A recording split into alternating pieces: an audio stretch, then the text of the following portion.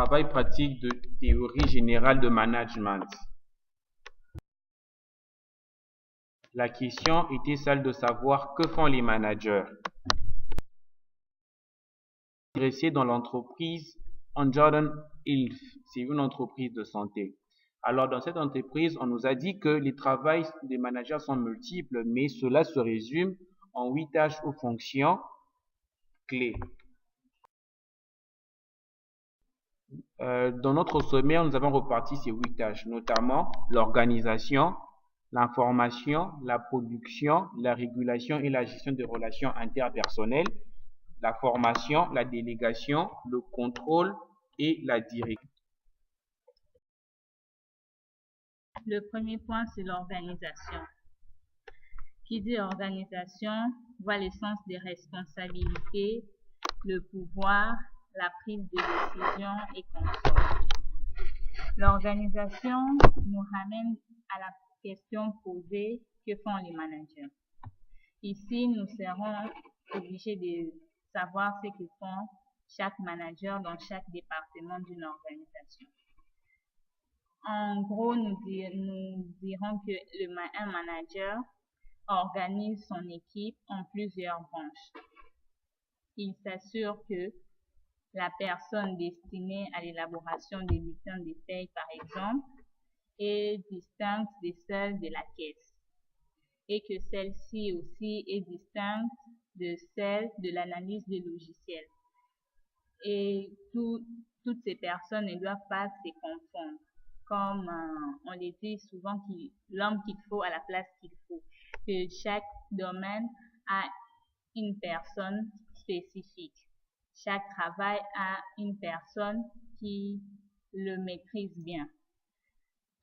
Cette procédure, ce processus est appelé la ségrégation des tâches. La ségrégation des tâches n'est rien d'autre que la répartition de ces tâches selon les compétences de chacun, selon la capacité. Prise de décision personnelle du manager. Cela garantit la connaissance même du terrain d'exploitation. Alors le manager s'informe et communique cela de manière formelle et informelle. Selon la manière formelle, le manager permet de prendre des décisions sur l'exécution directe d'un projet. Comme exemple, donner des médicaments dans un orphelinat. Et selon la manière informelle, le manager doit s'assurer des multiples risques qui peuvent recourir si une fois il y avait certaines contraintes sur le marché. Exemple, la vente des médicaments en plein air. Pour la sensibilisation de cette vente, le manager doit assurer la sécurité des médicaments en évitant les troubles. Par production, on voit un processus qui part de matières premières jusqu'au produit fini tout en passant par divers facteurs de production. Le rôle du manager n'est pas souvent lié à l'efficacité, mais plutôt à l'efficience. Tout en sachant que l'efficacité, c'est lorsque l'on atteint un objectif visé et l'efficience, c'est maximiser les profits tout en minimisant le coût. L'entreprise ou l'organisation Engender Health avait prévu de faire un don de 10 000 vélos à une marque de santé à Kamina. Et ils ont voulu les exporter suivant un certain processus. Pour le premier lot, ils ont envoyé 300 vélos par avion et ils ont payé $6 000 jusqu'à Lubumbashi. Et de Lubumbashi, ils ont loué 3 camions et ont payé $3 000 pour ceux. Et pour le second exportation, l'entreprise s'est renseignée et a trouvé qu'il y avait une autre société qui pouvait mettre à la disposition un cargo qui pouvait porter 500 vélos à $5 000 jusqu'à Lubumbashi, puis de Lubumbashi par un train en payant $2 500. Et par là, on voit que l'entreprise a vraiment maximisé son profit tout en minimisant le coût, vu que pour le premier transfert, ils ont dépensé 9 000 $, ne fût-ce que pour 300 vélos, et que pour le deuxième transfert, ils ont dépensé 7 500 $, et cela pour 500 vélos. D'où l'importance du manager. Il a atteint une efficience vraiment remarquable. La révélation. Les facteurs humains étaient au centre de l'activité économique. Dans ce cadre de la gestion, le premier moyen dont dispose le manager, c'est la structure organique qui détermine le lien d'autorité. En guise d'exemple, un agent logistique, en cas de perte de biens au magasin, au lieu de suivre l'organigramme structurel de l'entreprise, il a extrapolé ses supérieurs pour atteindre la hiérarchie, donc le top manager. À cela s'ajoute la gestion des relations interpersonnelles.